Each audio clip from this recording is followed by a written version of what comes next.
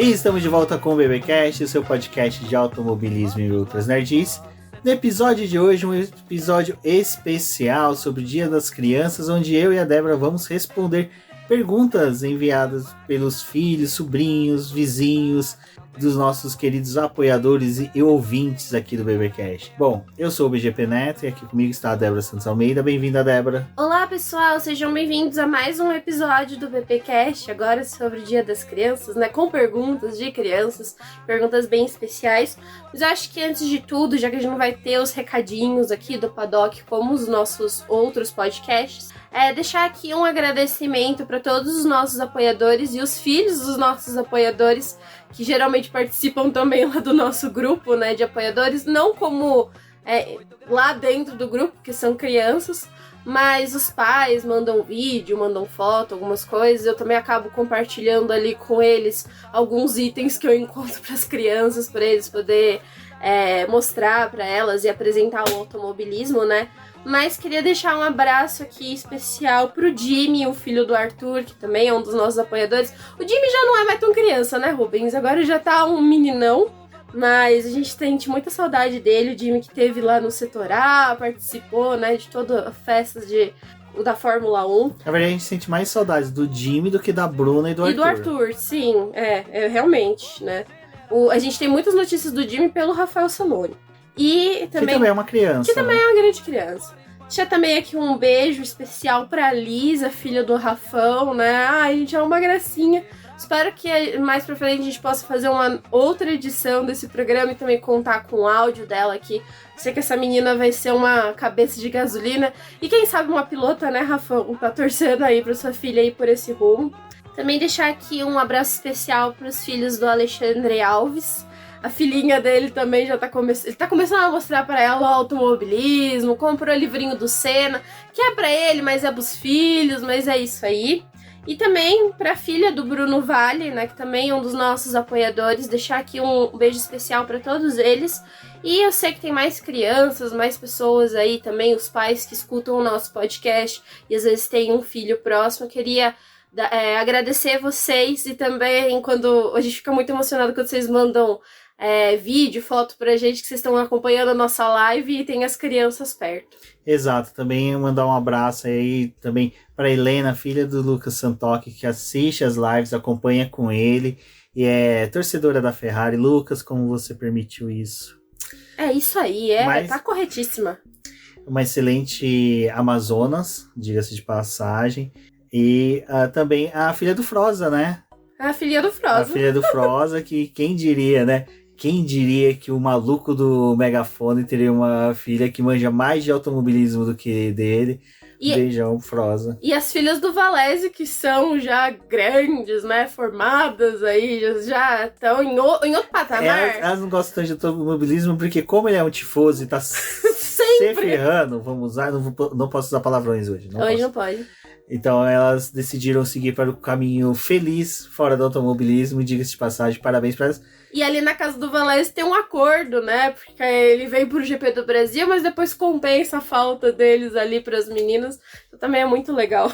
Exato, gente. Nós ficamos muito felizes aí com o pessoal que mandou perguntas. Brigadão. A gente sabe, até o pessoal, alguns vieram e falaram assim, pô, eu não vou mandar, porque meu filho é muito tímido, minha filha é muito tímida. Legal, assim, que pelo menos a gente sabe que essas crianças estão acompanhando o automobilismo. É lógico que a gente sempre fala, não é porque está acompanhando que vai se desenvolvendo com uma carreira em volta a isso, mas saber que já tem fãs que estão naquele intuito do que a gente fala, que é o fã que quer pesquisar, o fã que quer estudar, que quer entender, que é o intuito também do Boletim do Paddock. E que está renovando também, né? A gente sabe que, assim, a maioria dos esportes que a gente acompanha ou é por causa de algum parente, dos nossos pais que acompanharam, pelo menos eu foi assim, né? Voltei a assistir Fórmula 1 muito porque eu via meu pai vendo. Então, eu acho importante isso. Acho que esse amor aí, por mais que às vezes a gente fique com tanta raiva desse esporte, mas é legal a gente tá passando isso, né? E também não só a Fórmula 1, mas como o futebol e outras categorias aí, outras coisas que as pessoas gostam. Exato. Bom, agora nós vamos começar a rodada de perguntas. Let's go!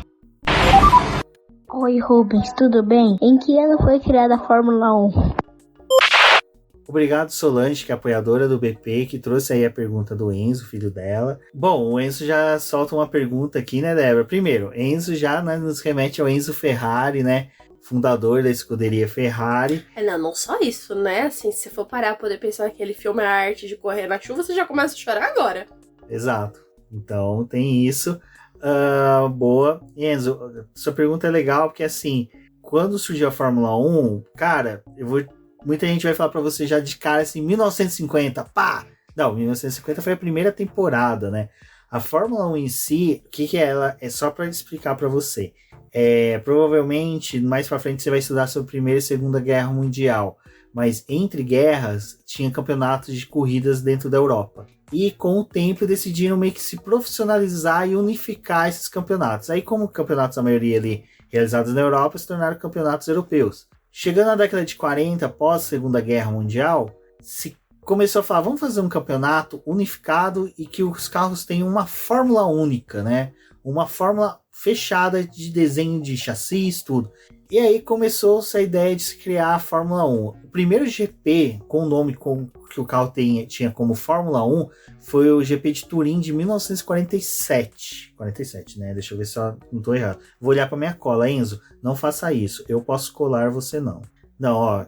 É isso mesmo, não, de 46. 1946 foi o primeiro GP em Turim. Mas ainda era muito espalhado. Tinha GPs que eram fora de calendário, pilotos que não participavam, então eles quiseram criar regras de construtores, pilotos, motores, tudo, criar realmente uma fórmula. E aí é por isso que a categoria se chama Fórmula 1, com o primeiro GP em 1950, o GP da Grã-Bretanha. E também foram agregando com essa necessidade de ter as corridas pela Europa em vários lugares do mundo. Também teve aquele bichinho que foi picando todo mundo de construir autódromos e ter circuitos próprios para que as corridas fossem realizadas. Então, com a organização de um campeonato, eles também começaram a usar vários outros circuitos para poder levar a categoria. Isso também colaborou, né, para poder ir apresentando o que era a Fórmula 1 para outros circuitos. Mas o que é mais legal dessa época é que tinha não só a Fórmula 1, mas tinha Fórmula 2, Fórmula 3, era tudo misturado. E nessa época, Enzo, a gente tinha, junto com a Fórmula 1, tinha as 500 milhas de Indianápolis, fazia parte do calendário. Então, os pilotos da Fórmula 1 em si não corriam lá, mas o campeonato incluía a Indy 500, que até recomendo você procurar, é uma prova muito bacana de se acompanhar. Já tinha a Fórmula Indy nos Estados Unidos muito bem estabelecida, e o formato europeu, que eu comentei agora há pouco, além dos grandes prêmios, que já tinha alguns que eram realizados nos circuitos, tinha também as subidas de montanha, e até circuitos dentro de cidades, como o próprio GP de Mônaco, que é muito mais antigo do que a Fórmula 1 em si, mas isso vai para uma futura pergunta sua, quem sabe ano que vem. Qual é o seu piloto de Fórmula 1 favorito? Bom, a Letícia é filha de uma amiga de uma das apoiadoras do BP, a Esther, que vocês se recordam, manda sempre perguntas pra gente aqui no BBcast, participa das lives. Para quem tá no grupo de apoiadores, ela sempre compartilha links, publicações que auxiliam lá nos nossos debates. Obrigadão, Esther, pela participação e por ter trazido uma pergunta de uma criança aí. Complicada a pergunta também, viu? Porque nosso piloto de Fórmula 1 favorito, vocês vão ver que, na verdade, a gente não tem um só. Eu vou tentar depois falar os meus e elencar um só, mas eu vou jogar a bucha agora pra Débora, que a Débora vai falar os dela. Então, né, Letícia, assim, não tem um único favorito, não consigo eleger um único favorito, né? Eu acho que conforme a gente vai acompanhando Bom, primeiro, pra mim foi acompanhar a Fórmula 1, né, por exemplo. Mas eu também assisti Fórmula Indy com meu pai. O que é muito engraçado, porque na Indy, o meu piloto favorito não é o piloto que todo mundo gosta, mas eu gosto dele por um apego de lembrar dele, assim, de quando eu era mais nova, e também agora, né, ele ainda corre, que é o Simão Pagenaud. Então é um piloto meu favorito da Indy, mas tem uma história ali, né, pra mim. Mas na Fórmula 1, foi um pouco difícil, assim, enxugar e chegar pelo menos em 3 nomes. Mais do que isso, não teria como, Letícia. Eu acho que o primeiro, assim, de todos, foi o Schumacher. porque quando eu era criança eu lembro de ver as corridas dele, eu lembro de gostar muito dele. É muito engraçado que na época, assim, quando eu era criança e tinha jogos, tinha várias coisas, né? Eu comecei a jogar com joguinhos do Senna, mas o Senna não era o meu piloto favorito. Foi o Schumacher o primeiro. E quando eu era pequena, né, eu não entendi esse conceito de Fórmula 1, de, tipo assim, acontecer em vários países, porque eu não tinha essa coisa na cabeça de entender que, tipo, eram vários países, né, que a categoria passava por vários lugares. Não era assim. Então, na minha cabeça, eu achava que o Schumacher era brasileiro. Ele tem uma cara de... Tem uma cara de brasileiro, goiano, né? Ele parece com o pessoal de Goiás. Mora ali, né? Então, não entendi essa coisa que, tipo assim, tinham outras nacionalidades, que é muito engraçado. Mas eu gostava demais do Schumacher. E hoje em dia, assim, pra mim é bem difícil ver coisas do Schumacher sem não chorar, né? Por conta do acidente que aconteceu dele. E, enfim, né? Um piloto que a gente não consegue...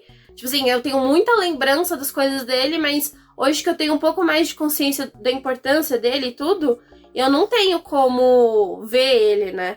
Tipo, aparecendo num paddock, essas coisas. E o Vettel virou meu piloto favorito porque foi em 2008 que eu voltei a assistir a categoria. Que eu voltei a acompanhar, assim, tipo, que eu assisti a primeira vitória do Vettel, que foi muito emocionante. Depois eu não assisti, fiquei aquele ano de 2008 sem ver. Mas aí, conforme o Vettel entrou na categoria mesmo de vez, assim, né, que ele começou a evoluir, eu peguei toda a época do Vettel, tipo, a evolução dele toda na categoria. Vi ele ganhar os 4 títulos, então é o meu piloto favorito. Mas, depois, por estudar a categoria, por ler coisas, por acompanhar e ver outras histórias... um dos meus pilotos favoritos que se tornou um dos meus favoritos foi o Jack Stewart, que a gente assistiu até um documentário no ano passado, um filme, né, com ele, e aí depois daquele filme dele falando das dificuldades que ele tinha, tipo, das pessoas considerarem que ele não era capaz, porque ele tinha muita dificuldade, ele tem dislexia, aí, nossa, tipo, eu fiquei ainda mais encantada por descobrir algumas coisas dele que eu não sabia. E é um senhorzinho que a gente sempre vê, assim, tipo, no paddock, ele tá sempre ali presente, com as roupinhas xadrez dele e tudo, e aí eu acho ele uma gracinha, e eu fico, tipo assim, com aquela coisa de, tipo, ele criou uma fundação pra esposa dele, ele fez várias coisas, assim, tipo, que pra mim é muito significativo, e é um personagem que às vezes eu vejo, assim, que a categoria não dá tanto valor. Exato. Bom, são os 3? Eu falei 3. Bom, Letícia, o que acontece? Eu também eu colocaria uma lista gigante, mas assim, o concurso assim de piloto que eu mais gosto mesmo, e é por causa de estudo, de acompanhar, não vi ele correr, é o Jim Clark, que é um piloto britânico que ele, aquela hora que a gente estava comentando, né, sobre a Fórmula 1, como ela surgiu, o ano que ela surgiu, que a Débora falou que a F1, F2 e F3 correu juntos, Jim Clark tinha etapa que ele corria na Fórmula 1 e na Fórmula 2 ao mesmo tempo, né? Tanto que, infelizmente, veio a falecer correndo pela Fórmula 2. E ele é um piloto que, por exemplo, correu mais de 50 corridas em um ano. Hoje é inimaginável um piloto de qualquer categoria fazer isso. E a história dele é muito rica, é muito boa, é muito legal. E é a mesma coisa que a Débora falou do Jack Stewart. Ele era um piloto que, quando era criança... ele era maltratado pelos coleguinhas, porque ele era tido como uma pessoa burra, que tinha problemas de aprendizado, e mesmo assim ele correu atrás e conseguiu se tornar um dos maiores pilotos de todos os tempos. Mas, para não estender muito sobre os pilotos, Letícia, eu ainda tenho o Mika Häkkinen, que foi um piloto finlandês, que eu torci muito, porque eu sou fã da McLaren, assim, é até legal que você veja isso, que pô, o Rubens e a Débora produzem conteúdos, mas eles falam que são fãs. Sim, não tem como fugir disso. Então, nunca deixe que alguém fale, você não pode fazer algo porque você é fã, porque você tem um envolvimento. Não, você pode, só sabendo de separar ali. E o Mika Häkkinen foi o piloto que, assim, que quando eu era criança, que eu tinha sua idade, mais ou menos, eu já estava acompanhando a Fórmula 1, ele já estava na McLaren, era um piloto que eu gostava muito e que eu vi ele se desenvolver dentro da categoria até se tornar bicampeão mundial. E foi um dos adversários do Schumacher. E foi adversário do Schumacher, isso que foi legal. E até um elo que faz até com o piloto Schumacher que a Débora falou, que hoje, assim, o piloto que eu gosto de ver a corrida dele, eu acho legal e sou fã dele mesmo, realmente, assim, que eu gosto, é o Fernando Alonso. É um piloto muito controverso na Fórmula 1. Tem pessoas que amam, tem pessoas que odeiam, mas eu sempre falo que eu gosto de ver pilotagem. Eu quero ver o que o cara faz na pista. E o Fernando Alonso, sinceramente, assim, perfeito. Ele é um cara que é um ponto fora da curva, como a gente gosta de falar, quando o piloto é muito bom. Então é difícil ver o Letícia. Eu acho que se você for acompanhar a Fórmula 1, você vai ver também. E principalmente se você for acompanhar de estudar, você vai descobrir alguns pilotos do passado, que nem a Débora citou o Jack Stewart. Mais pra frente eu vou citar ele novamente. Porque você estuda a história deles, estuda a carreira desses pilotos, é uma coisa surpreendente o que eles faziam na Fórmula 1. Qual é o seu carro de Fórmula 1 favorito e por quê? Bom, Débora, a Letícia realmente está mostrando que quer conhecer mais a gente, né? Então, Letícia, se um dia você estiver em São Paulo, GP do Brasil, venha, conversa com a gente, traga sua mãe, traz a Gaster, quem sabe a gente bate um papo legal. E aí você manda mais perguntas pra gente. Ela perguntou, né, qual o nosso carro de Fórmula 1 favorito. Aí, Letícia, também você vai ter uma resposta extensa. Exatamente. Bom, Né? É um grande justifica a sua resposta, né? Exato. Bom, nessa pergunta dela, eu vou começar respondendo. E aí, Lê, o que acontece? Lê, já sou íntimo, né?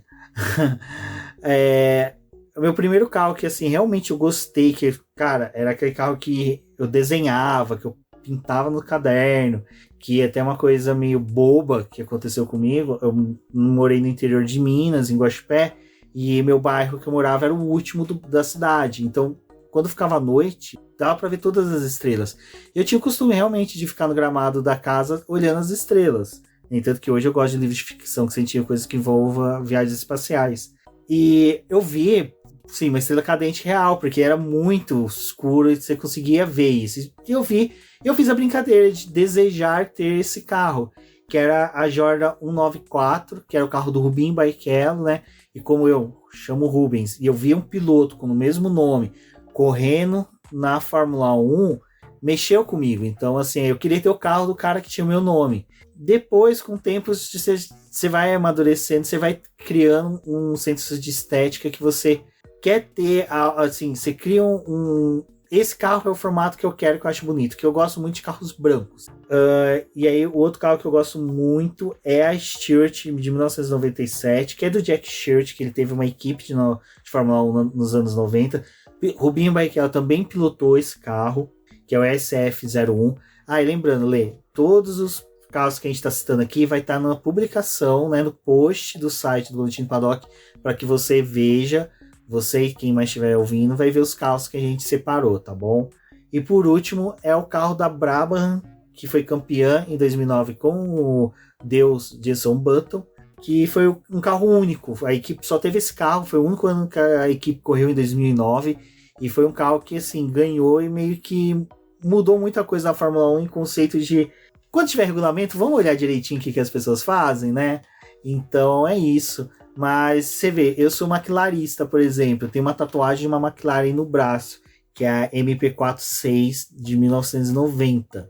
90? Agora eu posso ter dado uma canelada. E eu não elejo ele como um dos carros mais bonitos, mas pra mim é um carro que, por causa da minha equipe favorita, mas dos três realmente, a Jordan, a Stewart e a Brabham, torça pra mim para que eu possa ganhar na Mega da Virada. Eu compro os 3 carros e posso fechar Interlagos para nossos amigos dar uma voltinha com esses 3 carros. E você, Dé, quais são os 500.875 carros que você elegeu? Eu tive que separar aqui, foi também muito difícil. Não, e eu tava pesquisando no Google de novo outro carro. Não, só pra poder confirmar o número.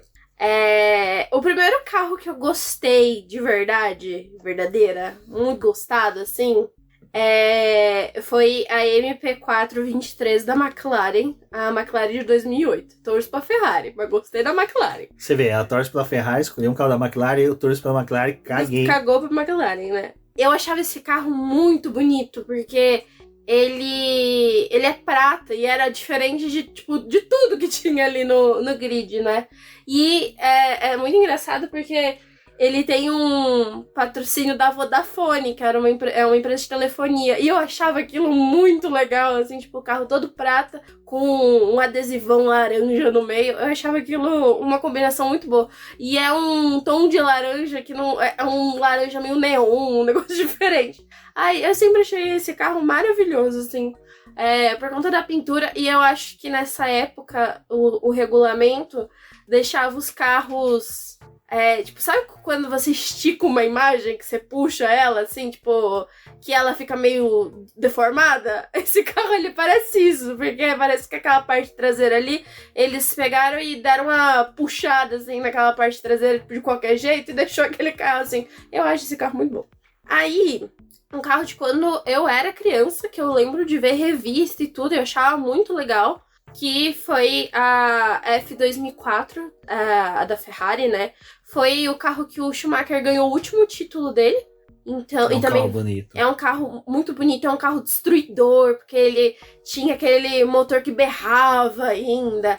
É um carro que quebrou vários recordes, que tem velocidade que, tipo assim, só aquele carro conseguiu chegar, né? Assim, óbvio, os carros de hoje são mais rápidos, mas aquele carro destruiu muita coisa, assim, na época, né? Eu acho que é um carro fantástico, assim, sempre que tinha algum jogo de videogame que esse carro é um dos clássicos, né? E eles colocavam nos jogos novos, aí eu queria dar uma voltinha, porque eu achava muito, muito legal o barulho daquele carro. Os pneus, é tudo diferente, né? Aí, né, mais um carro, foi a STR de 2008, que foi da primeira vitória do Sebastian Vettel. Que vai ter uma pergunta aqui de uma outra pessoinha que mandou pra gente, que é a Luna, filha do Marquinhos, e o Marquinhos me deu essa miniatura um tempo atrás, e eu fiquei muito feliz, porque eu não tinha ela. Foi na mesma noite que a gente conheceu a Luna. Foi a mesma noite que a gente conheceu a Luna, e eu até falei que eu admirava muito ela. E gente, eu adoro aquele carro, porque era aquela época que também a Red Bull e a STR, né, que é uma equipe que faz parte da Red Bull, eles tinham um empenho muito grande com as pinturas daquele carro. Pintado à mão. Era pintado à mão, era um trabalho, assim, mesmo artístico, né, era uma coisa muito bonita. E eu tenho mais um carro que eu gosto, mas assim, esse carro foi o último carro que o Vettel ganhou o tetracampeonato dele, né, que é a Red Bull de 2013, a RB9. E foi a última que ele conquistou. Só que assim, o carro, ele é meio feio a parte da frente dele, que foi uma época que eles fizeram um regulamento em que o bico da asa dianteira do carro era muito feio. Mas o carro em si é muito bonito. E eu acho que o momento, tudo que o Vettel conquistou, aquele quarto título, foi muito legal também. Então, esses são os meus carros favoritos. Aí a gente tava separando os carros, né? E aí o Rubens pediu pra mim poder gostar, assim. Desculpem, crianças, se tem alguém que gosta do Max Verstappen. Mas o Rubens pediu pra mim poder gostar do carro do Max desse ano pra ver se é o último título. Porque aparentemente, tirando o Hamilton, né? O resto foi o último título mesmo. Exatamente. E do Vettel, pra confirmar, foi 2 carros. Oi, Dé. Oi, Rubens. Eu sou a Luna. E eu queria saber, quando vocês eram crianças, vocês gostavam de assistir corrida? A Luna é filha da Carol, que é a produtora de conteúdo também, que convidou eu e a Débora, a gente já gravou podcasts com ela. Ela é produtora de conteúdo do Falar da F1. Exato, e ela acompanha Fórmula 1, Stock Car, tudo, e a Luna, pelo jeito que fica colado nela. E Não, a Luna, Rubens, espera, ela tem um vídeo falando dos pilotos, e ela aparentemente é uma pessoa que gosta do Max Verstappen, que é muito engraçado porque a Carol gosta do Hamilton. É, complicado aí, hein? Ela é a mini CEO da Carol. É a mini CEO. E aí a Luna perguntou pra gente, né, quando a gente era criança, se a gente gostava de assistir corrida. Bom, até que respondendo as outras pessoinhas, você percebeu que sim, Luna, mas só que assim, eu acho que vale um adendo, até coloquei tua pergunta justamente aqui, porque eu acho que ela casa muito do que a gente já falou com o que a gente vai falar daqui pra frente. Que, assim como você, que eu acho que deve acontecer, e com essas outras crianças também que estão participando aqui, a gente gostava quando era criança, e eu peguei uma época que não tinha internet. Na verdade, quase não tinha computadores. Eu fui conhecer meu primeiro computador, eu já tinha quase o dobro da idade de vocês. Então, vamos supor, tinha tipo GP do Brasil, GP de Mônaco. Eu queria saber onde que era Mônaco, então não tinha como jogar na internet. Então eu pegava, meu pai tinha umas 5 enciclopédias em casa, eu catava 5 da letra M e procurava lá Mônaco, o que era.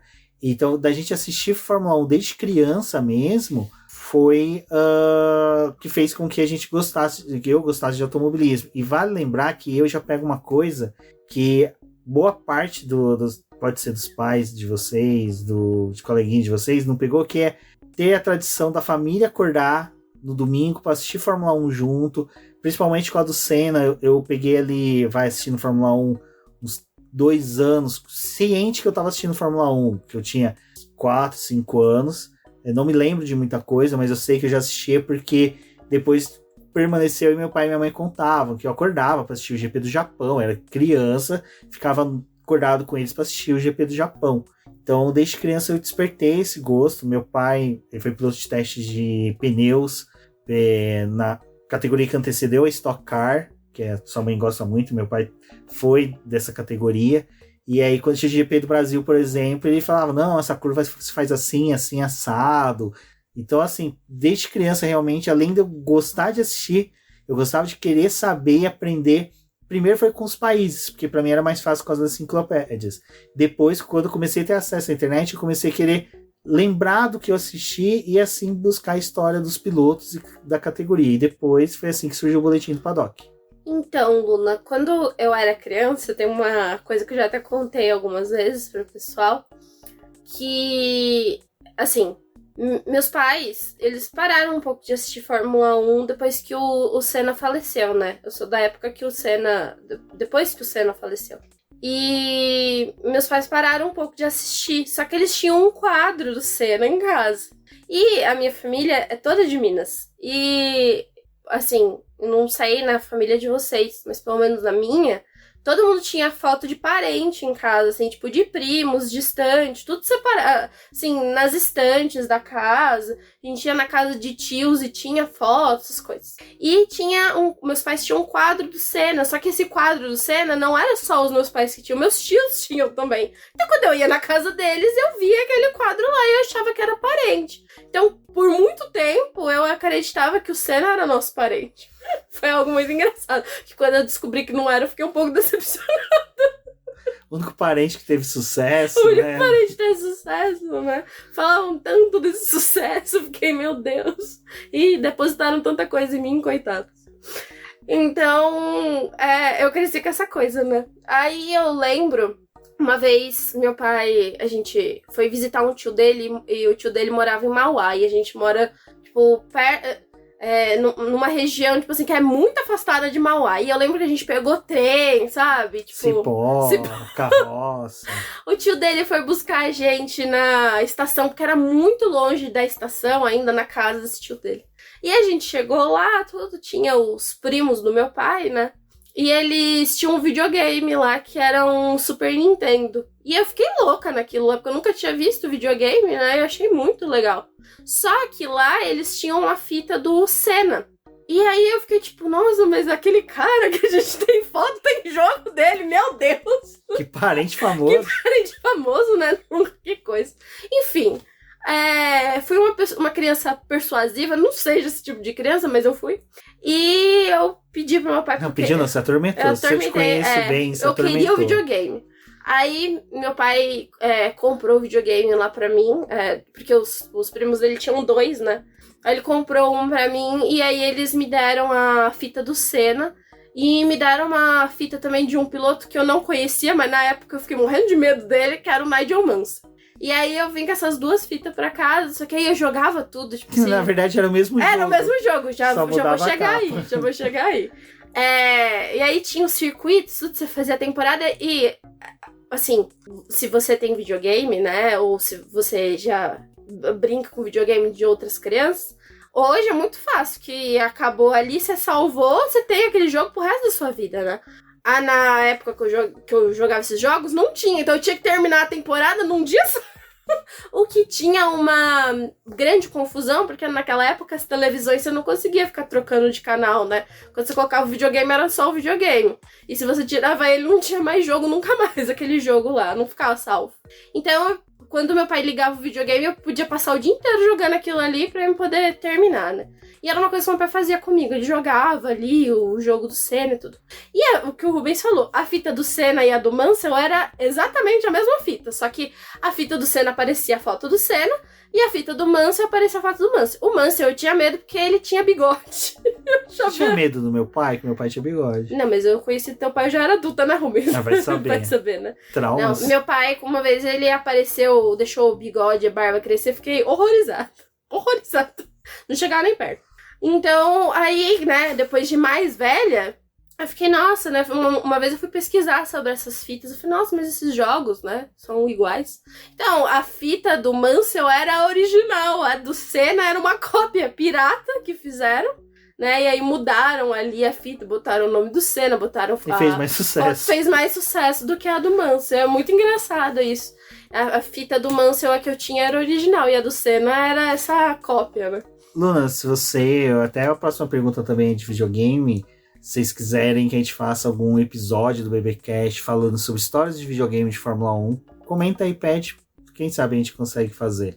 Então é isso, tipo, minha paixão veio por causa disso, por causa de videogame, por causa da foto do Senna. E assim você gostava de assistir as corridas, Aí né? eu gostava de assistir as corridas, aí meus pais voltaram a assistir corrida, porque eu tinha muita curiosidade do que era, então meus pais voltaram a assistir. E aí eu lembro, assim, óbvio, não vou lembrar das corridas com clareza, né?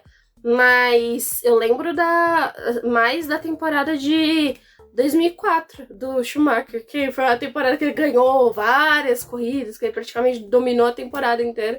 Meu pai ficava, nossa, não cansa de ver o Schumacher ganhar? Não, na época eu não cansava, eu achava demais. Hoje, o Verstappen ganha 7 hoje seguidas. Ganha 7, eu já cansei, já. Mas quando você é criança, você é feliz. Mas, Luna, nada contra o Verstappen. O problema é que dominância gera esse problema. Vários questionamentos. Tem algum piloto de Fórmula 1 que gosta de videogame? Bom, Débora, você acabou de falar de videogames. A Luna, que perguntou agora, Filha do Marquinhos. Filha do Marquinhos. Luna, um beijo. Esperamos ver um dia você dentro do autódromo com a gente. Vai ser sensacional. Também, próxima vez que a gente fizer um encontro, eu vou perturbar seu pai para você ir com a gente, porque a gente quer conversar com você, que você é uma menina muito simpática, nós adoramos, e adoramos as fotos que seu pai publica de você, nós somos muito fãs de você. Não, é o jeito que ela fala, né? É muito... Gente, ela é uma mini jornalista, Marquinhos, toma cuidado. Exatamente. Não, assim, eu admiro muito a Luna. Eu tive contato com a Luna, mas assim, as coisas que o Marquinhos publica dela, a gente não tem como não se apaixonar por essa criança, né, Rubens? Exato. E a Luna perguntou, né, só lembrando aqui, que se tem piloto que joga videogame. Eu acredito que a maioria, né, Débora? Eu acho que a maioria, Luna, assim... Abertamente, a gente pode falar Verstappen, Lando Norris, o Russell... Dessa geração mais Russell nova, não, né? Mas o Albon, Leclerc, que é a galera novinha que joga mesmo. E tinha os pilotos, né, que eles levavam os videogames pra poder jogar nas etapas, e deu o maior rolo, né, por causa disso. Por causa dos vídeos que eles faziam, as lives comentando os jogos. Só que tem vários, né? Eles não só jogo de automobilismo, né? Eles gostavam de jogar, tipo, Call of Duty, Among Us, não. O Fall Guys, o Lando ficou conhecido por jogar Fall Guys. Legal que aí não é automobilismo. O Max Verstappen jogava Street Fighter, que, tipo, cara, é um jogo de luta, não queira ver, é um jogo de luta muito violento. E... Agora, assim, de piloto que eu acho, assim, muito legal, e aí casa com... Até porque a idade dele é a mesma que a minha, que é o Hamilton, dele ser apaixonado por jogos antigos de Fórmula 1, que nem esse do Senna que a Débora falou. Ele tem um Super Nintendo original, completinho, funcionando. Já postou foto jogando esse jogo do Ayrton Senna no Super Nintendo. Nós temos um Super Nintendo aqui, temos até hoje, na verdade, esse videogame da Débora, com cartucho. Então, vários pilotos jogam videogame. E é uma coisa até mesmo, o Max Verstappen ele tem uma equipe, né, profissional que joga, mas daí também a gente já vai pro pessoal que joga simulador, né? Mas não, acho mas que... é algo que, assim, não dá pra descartar, porque... dá. O simulador. Não, Simulador a gente tem que assistir outra pessoa jogar. Legal é mas jogar. durante a pandemia, né? Eles se reuniam, porque, tipo, não tava tendo corrida, e eles começaram a se reunir pra poder jogar reunir, não, juntos. juntavam online. Reunir não podia por causa da pandemia. Isso, mas se reunir online pra poder jogar, né? Então, teve vários campeonatos deles jogando. Leclerc vestido de banana. Leclerc vestido de banana. Dois pilotos brasileiros que gostam muito de videogame é o Pietro Fittipaldi e o Enzo Fittipaldi, né? Os dois irmãos, eles também, assim, estouraram bastante por jogar e também por fazer parte da comunidade de outras pessoas que jogavam, que foi o Apoca, né? Tipo, eles participavam ali, então o Apoca jogava outras coisas, mas tinha alguns comentários deles. Então, tem muito piloto que gosta de videogame. O Barrichello começou a levar... Fiquei sabendo aí. O Barrichello começou a levar... Ele gosta tanto dessa coisa de simulador que ficou até complicado de brincar com ele, porque ele não enxergava mais as corridas do simulador como uma brincadeirinha. Tanto que ele investiu, né, em simulador, tudo assim, pra poder ter os melhores equipamentos. Tony Kanaan. Que é da Indy, né? E aí, Luna, só pra fechar essa pergunta sua, nós temos o caso do Igor Fraga, que é um piloto brasileiro. Ele é hoje piloto mesmo, ele corre, salvo engano, Super Fórmula, né? Que ele tava. Olha, agora eu vou dar uma canelada gigante, peço desculpas, mas o Igor Fraga, ele já foi da academia da McLaren, de piloto. Ele era jogador de videogame, mostrou ter talento e foi pro automobilismo. Então, assim, é um dos raros casos que temos de pilotos que são tão bons no videogame que são chamados para pilotar no automobilismo real, sai do virtual e vai pro real. E também uma coisa que foi muito legal, Luna, é que assim, depois que passou a pandemia, né, e que eles viram que tinha um interesse maior das pessoas de jogar videogame, que tava começando a ir para um lado mais profissional, nessa coisa de guiar no simulador, as equipes mesmo formaram equipes, né, pra ter pilotos ali correndo e participando de campeonato online. Então, além do campeonato da Fórmula 1 que a gente tem hoje, eles têm um campeonato online também, com premiação, tudo bonitinho para esses pilotos. Porque cresceu muito a comunidade de gamers. E tem alguns pilotos do virtual que eles são muito legais. Luna, mas só que eu vou ser sincero com você, eu não gosto. Eu sou mais da galera que prefere jogar do que assistir. Eu não consigo ficar olhando outras pessoas assistir. Se eu não estiver jogando... A Débora joga bastante videogame. Ela vai jogar aqui, eu vou fazer outra coisa. Eu não consigo ficar do lado. Eu tô jogando, ela fica olhando, conversando comigo enquanto que eu jogo. Eu já sou do time que prefere jogar em vez de assistir. Eu gosto de assistir também. Porque aí eu pego umas dicas pra mim. Na verdade eu só não assisto muito a Débora porque eu passo vergonha porque ela é melhor do que eu. Então, a vida é assim. Como os carros funcionam? Bom, a Letícia, né, manda mais essa pergunta que como os carros funcionam, olha... É difícil, porque assim, eu vou... É que na nossa cabeça já tá tão inserido certinho como ele funciona, que difícil. Traduzir em palavras se torna difícil. E assim, é isso que eu achei legal desse programa, que as crianças mandaram as perguntas, a gente ouvia, é fácil de responder. Aí quando foi sentar aqui pra gravar, aí a Débora, Rubens, você não pode usar palavras que a gente usa normalmente para adultos, porque às vezes pode criar uma confusãozinha. E agora... E aí a gente vai... não que não gere mais curiosidade para as crianças perguntar pros pais, né? Mas tem alguns termos, algumas coisas que é muito técnico. E pra mim é mais difícil ainda, porque a parte técnica dos carros é a parte que eu mais gosto. Então aí o negócio fica bem mais complicado. Mas assim, levando em consideração o que você perguntou, Letícia, a gente pensou em um carro de Fórmula 1, né? Porque assim, cada categoria tem um tipo de carro para um propósito diferente que as competições têm. Então, os carros, assim, por exemplo, de Fórmula 1, Fórmula Indy, Fórmula E, esses carros de Fórmula, eles são feitos para apenas uma pessoa guiar eles. Então, não é um carro que você vai revezar com outro piloto, que... Só se você for da AlphaTauri. Se você for da AlphaTauri, você vai revezar, mas, assim, a corrida no final de semana é feita para um único piloto guiar aquele carro, não para ficar tendo trocas. Então, tipo, esses pilotos dessas categorias, por exemplo, eles não vão parar nos box, né, ali na hora que tá tendo ou o abastecimento do carro, ou a preparação dele para ele voltar para a pista, e outro piloto vai assumir, que é algo que acontece nos carros da WEC, que são carros maiores, ali tem um revezamento de pilotos. Na Stock Car é engraçado, agora eu já viajei aqui, né? Mas na Stock Você tá Car viajando há muito tempo, eu tô sonhando. Também é um carro que ele é parecido com um carro de rua, né? Ali também é só um piloto que guia, mas ele tem toda uma preparação. Então tem vários tipos de carro. A gente pensou nos carros de Fórmula 1. Hoje, um carro de Fórmula 1 tipo, é como se fosse o carro mais veloz que tem, né? Ele é, tipo, o carro principal das outras categorias, digamos assim.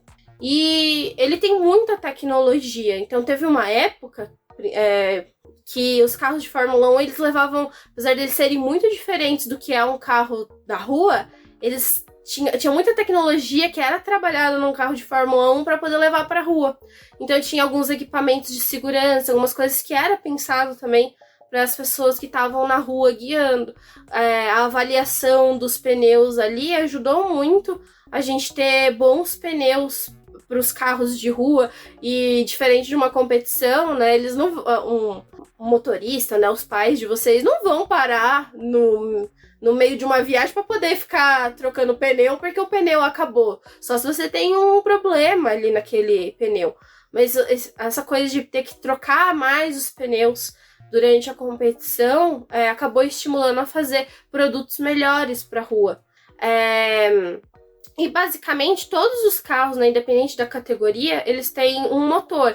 Se a maioria das competições há um motor a combustão, né, Rubens, que utiliza ou um combustível fóssil, como a gasolina, ou já usa um combustível que é biodegradável. Aí as palavras difícil de fugir das palavras, é complicada, né, Rubens? Mas um combustível mais sustentável.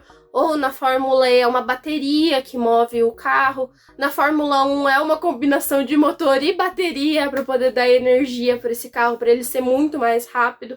Então, eu acho que basicamente é isso. Tipo, ele funciona a partir de um motor na Fórmula 1 com uma bateria, que é o que vai impulsionar ele durante a corrida. E aí ele tem um tanque de combustível que ele leva ali o combustível suficiente para poder completar o número de voltas que é estipulado para aquela corrida, que geralmente passa das 50 voltas. E essa parte toda que a Débora traz é de como o carro se move, né, Letícia? E outra coisa que tem, como o carro de Fórmula 1 funciona, por exemplo, você para pensar do avião. O desenho do avião, se você olhar assim, pegar uma revista, um jornal, se olhar um avião, você vê que todas as curvas dele é feita para o avião levantar voo. O carro de Fórmula 1 é o oposto. Todo o desenho, quando você olhar um carro de Fórmula 1, você tenta imaginar mais ou menos como que seria o ar passando por ele. É o ar empurrando ele para baixo. Então o carro de Fórmula 1 ele funciona desse jeito. Ele é um avião invertido. Para justamente, quanto mais rápido ele fica, mais força é feita contra o chão para que ele tenha mais velocidade. E aí usa o motor elétrico, o motor a combustão, para que ele possa ganhar mais velocidade, mais estabilidade e o piloto poder fazer as gracinhas dele. E para um piloto guiar um carro desse, ele tem que ser... Assim, a gente tem alguns pilotos maluco. Complicados, mas o piloto ele precisa ser maluco e ele... E rico.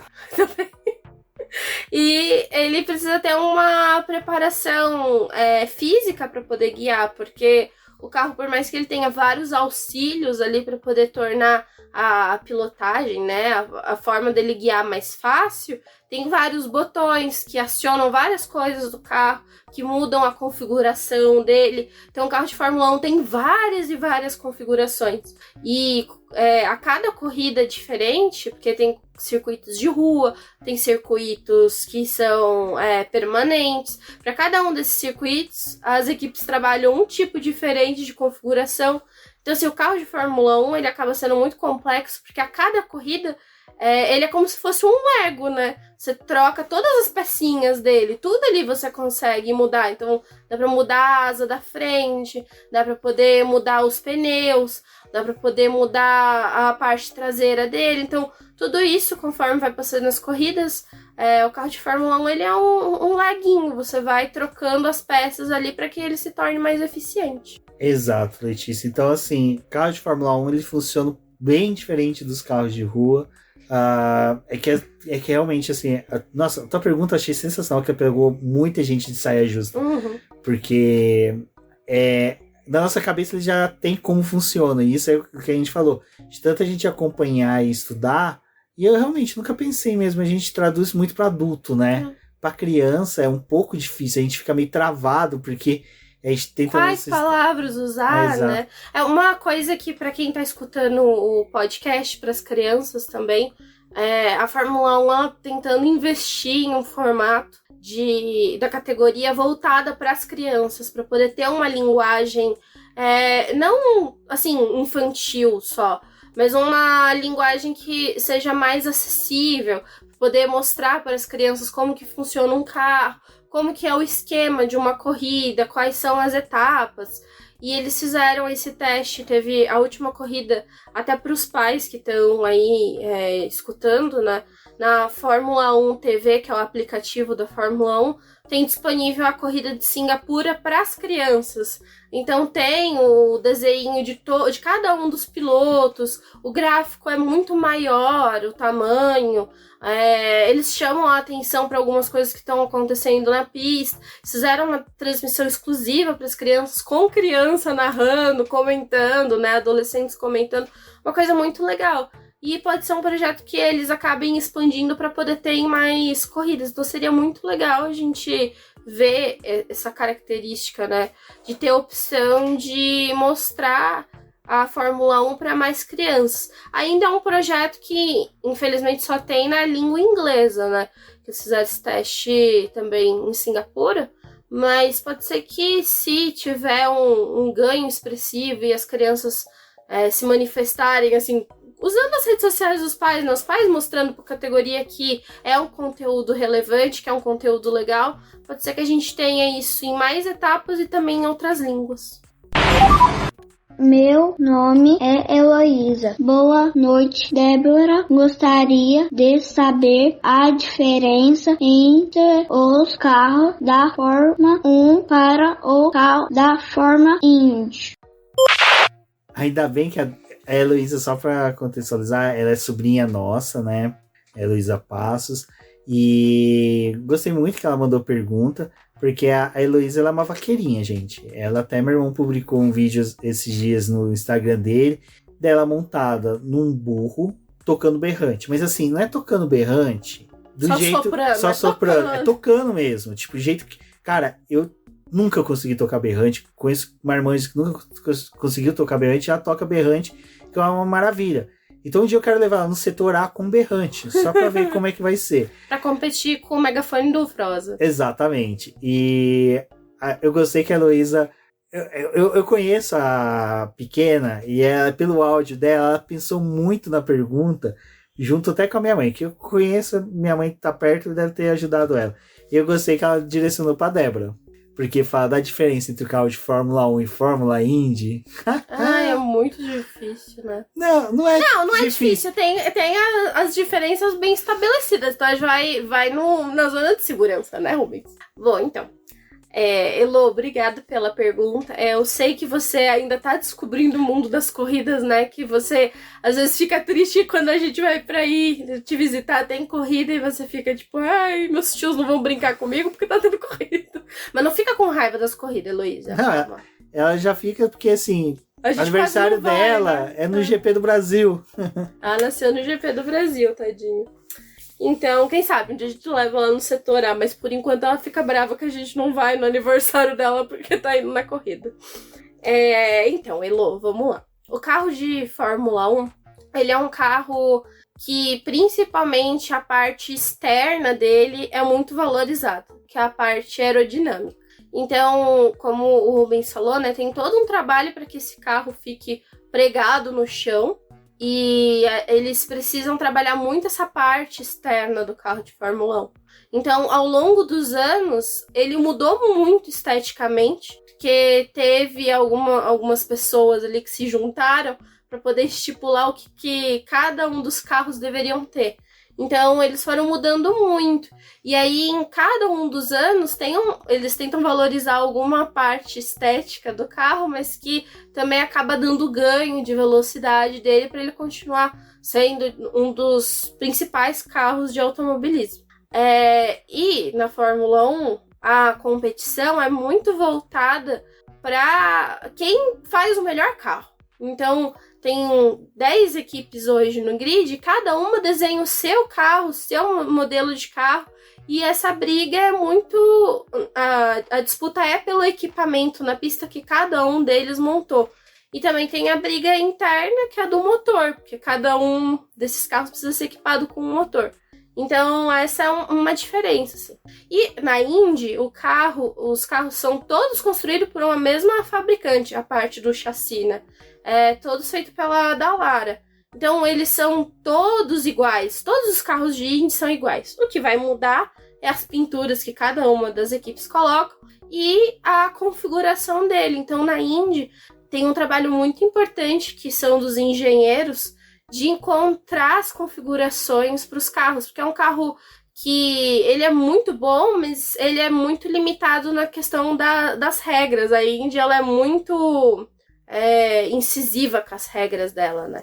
Então, eles não conseguem mexer naquele carro, assim, tipo, como na Fórmula 1, trazer uma asa diferente, trazer mais batidinho ali, eles têm que brigar pelas configurações. Tanto que na corrida da Indy, diferente da Fórmula 1, né, no final de semana, eles podem mudar o carro várias vezes até encontrar uma configuração diferente, né? Os pneus da Fórmula 1 e da Indy são completamente diferentes. Os pneus da Indy são mais funcionais, digamos assim, né? Eles funcionam melhor do que os da Fórmula 1. Os carros de Indy, hoje não mais, mas antigamente eles corriam mais nos ovais, que era um circuito redondo, né? Então, tipo, você fazia 3, 4 curvas ali naquele circuito, esse carro virando só para um lado. Hoje, a Indy precisou ir mudando o seu conceito. Então, hoje ela corre em circuitos mistos, né? Que são circuitos de rua, que tem curva, tem reta, tem mais parecido com o que acontece na Fórmula 1. Mas o carro ainda assim tem uma preparação muito grande para ele poder correr nos ovais. Ela perguntou pra você, nem vem. Heloísa jogou a bucha pra você. Tô brincando, Elo. Não, é isso, Elo. Os carros da Indy, eles têm uma construção bem diferente mesmo da Fórmula 1. O principal realmente é isso que a Débora falou, carros da Indy ser todos iguais, mesmo fabricante, enquanto que da Fórmula 1 cada equipe pode construir da forma que quiser. Na Fórmula 1 tem mais de uma fornecedora de motor. Na Indy são só 2 que divide ali o grid. O grid da Indy é maior do que o da Fórmula 1, né? O grid da Indy também é interessante porque as equipes podem ter 3, 4 carros para poder disputar a temporada. E na Fórmula 1, cada equipe só pode ter 2 carros. Então, na Fórmula 1 também tem uma coisa que é bem legal, acho que assim, para as crianças, né? Que na Fórmula 1, os carros das equipes são da mesma cor, são iguaizinhos, eles são gêmeos na Fórmula 1. Na Indy, não. Cada piloto tem a sua pintura, então as equipes podem trabalhar pinturas diferentes, dependendo de quem apoia aquele piloto. Ele ganha uma outra pintura. Cada corrida tem uma pintura diferente dos carros da Indy. É uma categoria que também costuma chamar bastante a atenção das crianças. Por que não tem mulheres pilotando na Fórmula 1? Luna, cara, esse lance de mulheres pilotando na Fórmula 1 é complicado. A gente faz muitas lives, podcasts, comenta bastante sobre isso. E eu sei como é importante que principalmente você e outras meninas vejam um dia mulheres pilotando a Fórmula 1. Mas como a gente tem uma pergunta um pouquinho mais direcionada do futuro, a de você realmente... a gente vai trabalhar por que não tem mulheres, né? Assim, Luna, o problema maior que eu vejo, e aí eu até peço que a Débora me corrija se eu estiver errado, e teu pai, lógico, é um gênio, também pode me auxiliar nisso, falando pra você qual que é a visão dele, vou jogar essa daí pra ele, se pergunta pra ele também. O problema é base. O que é base, Luna? É que nem escola. Não tem escola que prepara a mulher para competir no automobilismo. Infelizmente, ao contrário do que acontece com os homens, vamos supor, o pai quer que o filho se torne piloto. Desde criança ele já começa, sabe, colocar a criança para assistir corrida, coloca a criança para acompanhar automobilismo, já coloca a criança para correr no kart, lá com 3, 4 anos, já tá. A menina, ela tem que despertar o gosto, convencer o pai a colocar ela para competir e ela tem que mostrar o dobro do talento que um homem apresenta. Então isso já são barreiras que fazem com que mulheres fiquem um pouco mais distantes da base. Aí quando você tem uma Sherlock da vida, uma Danica Patrick, que são pilotas, a Danica Patrick já está até aposentada, mas estou dando exemplo assim, de mulheres que são excelentes pilotas, que fizeram carreira, a Jamie ainda está fazendo, vai para a Indy, se tudo der certo. Para aparecer elas, quantas outras meninas não tiveram que trilhar o caminho e em um determinado momento parar? Enquanto que o homem, por mais que seja que ele não consiga chegar na Fórmula 1, mas ele vai para uma Indy, vai para uma WEC, vai para uma Fórmula E, e a mulher simplesmente, se ela não consegue chegar em qualquer uma dessas categorias, ela não consegue se permanecer dentro do automobilismo. E teve muita também a visão, Luna, das mulheres, assim, por parte dos homens, elas não serem capazes de correr no automobilismo. Porque, por mais que em um outro momento do automobilismo as esposas, as namoradas ajudassem ali na preparação de acompanhar, porque as equipes antes elas eram muito limitadas, elas não tinham o número de pessoas que tem hoje. Então as mulheres elas tinham um papel muito fundamental nos ali. Nos anos 50, 60, elas faziam cronometragem. Fazer planilha para as equipes, fazia parte de divulgação dos seus maridos, né? Dos namorados, faziam parte de divulgação das equipes. A Williams mesmo é uma equipe que ela só se tornou o que ela foi por causa da esposa do Frank Williams, a Jeanne Williams. Se não fosse por ela, a Williams teria fracassado, né? Então, é isso que a gente fala, né? O automobilismo, infelizmente, teve uma época que as mulheres elas eram muito presentes, mas ainda assim os homens conseguiram apagar elas. Então, por mais que elas trabalhassem ali nos bastidores, elas não eram vistas para poder ser pilotas, né? E isso acabou atrapalhando, porque é o que o Rubens falou, não teve um estímulo para que os pais colocassem as meninas para poder correr. Então, algumas mulheres que desbravaram, assim, cresceram muito no automobilismo, a primeira barreira que elas tinham, às vezes, era a família, né? De permitir elas correrem. Então, elas pegavam um carro escondido, iam fazer uma corrida ou outra escondida e começavam a mostrar o talento ali e acabavam ganhando um espaço. Mas o grande problema é que não tem incentivo dos pais para que as meninas corram até hoje. E aí, quando elas chegam lá, o automobilismo é muito falado que é o dinheiro, né? O dinheiro é muito importante, realmente é. E aí, muita gente prefere apoiar um menino porque sabe que ele vai ir um pouco mais longe do que apoiar uma menina. E, às vezes, ela se perder ali no meio do caminho porque não vai ter outras oportunidades. E, Luna, só para você ter uma ideia, nesse BBcast a gente abriu para todo mundo poder pedir para os filhos mandarem perguntas. A gente só tem um guri que mandou pergunta, o Enzo, da qual foi a primeira pergunta que eu li. O resto foi só menina, então assim... Tem um interesse. Tem um interesse, e isso que é legal, a gente tá vendo. E quando a gente fala automobilismo, não é só ser piloto, é também trabalhar com isso. Engenheira, né? Hoje tem um trabalho maior para poder... Você ser engenheira, trabalhar... A maior estrategista, né, é uma mulher. A Hannah Schmidt. Então, assim, cara, dá... E, Luna, brigadão pela pergunta, assim, nossa... É uma pergunta que dá pra fazer um programa inteiro sobre isso. Exato, não, e aqui essas perguntas estão me dando ideias de programas. Acho que seria bem legal a gente poder fazer pegando isso. Mas é por isso que não tem mulheres pilotando na Fórmula 1. Tem outras categorias, temos inúmeras categorias que tem mulheres inseridas. E talvez ano que vem fique até mais fácil pra você ver mais mulheres correndo, porque vai ter a F1 Academy sendo televisionada, que é uma categoria da Fórmula 1 voltada para as mulheres, para o desenvolvimento delas. Então hoje se discute muito o problema que teve, né? Para poder a gente ver mais mulheres competindo. E agora eu vou trazer uma pergunta que é da outra aluna. Ruby, quando eu for adulta, você já acha que já vai ter pilota menina? Bom, a aluna pergunta, A aluna da Carol. A aluna da Carol, né? Se quando ela for adulta vai ter alguma mulher no automobilismo. Eu tô repetindo, gente, só pra gente memorizar e trabalhar. Vocês ouviram aí no BBcast a pergunta da aluna. Mais uma vez, Carol, muito obrigada por ter trazido as perguntas da aluna.